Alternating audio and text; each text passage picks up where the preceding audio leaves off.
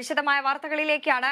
KIIFB റോഡുകൾക്ക് toll പിരിക്കുന്ന തീരുമാനത്തിൽ LDF-ൽ ഭിന്നതയില്ലെന്ന് LDF convenor TP Ramakrishnan. Toll പിരിവുമായി ബന്ധപ്പെട്ട എല്ലാ വശങ്ങളും മുന്നണി പരിശോധിച്ചു. വികസനം നടക്കണമെങ്കിൽ ടോൾ ഏർപ്പെടുത്തിയേ മതിയാകൂ. പണം തിരികെ ലഭിക്കാൻ മറ്റ് മാർഗങ്ങളില്ലെന്നും ആർക്കും ബദൽ സംവിധാനം നിർദ്ദേശിക്കാമെന്നും TP രാമകൃഷ്ണൻ പറഞ്ഞു. കേരളത്തെ സഹായിക്കാനുള്ള ഒരു പദ്ധതി നിർദ്ദേശങ്ങളും കേന്ദ്ര ഗവൺമെന്റ് മുന്നോട്ട് വെച്ചിട്ടില്ല.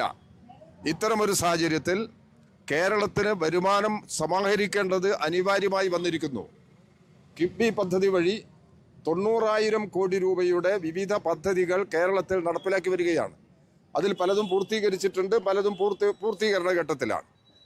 ഈ പദ്ധതികളിൽ ഏറ്റവും കൂടുതൽ പണം മുടക്കുന്നത് പാലത്തിനും റോഡിനുമാണ്. ഇതാണ് കേരളത്തിൻ്റെ യാഥാർത്ഥ്യം. അതുകൊണ്ട് കിഫ്ബി വഴി ഫണ്ട് മുടക്കി വൻ വികസന പദ്ധതികൾ കേരളത്തിൽ നടപ്പിലാക്കുകയാണ്. അത്തരം ചില വികസന പദ്ധതികളിലൂടെ വരുമാനം ആർജിക്കുന്നതിന് വേണ്ടിയുള്ള ഒരു നിലപാട് സ്വീകരിക്കണം എന്നുള്ളത് ഇടതുപക്ഷ ജനാധിപത്യ മുന്നണിക്കകത്ത് തീരുമാനമെടുത്തിട്ടുള്ളതാണ്. ഇടതുപക്ഷ ജനാധിപത്യ മുന്നണിക്കകത്ത് ഇതിൻ്റെ അകത്തൊരു ഭിന്നതയും വരാനിടയില്ല.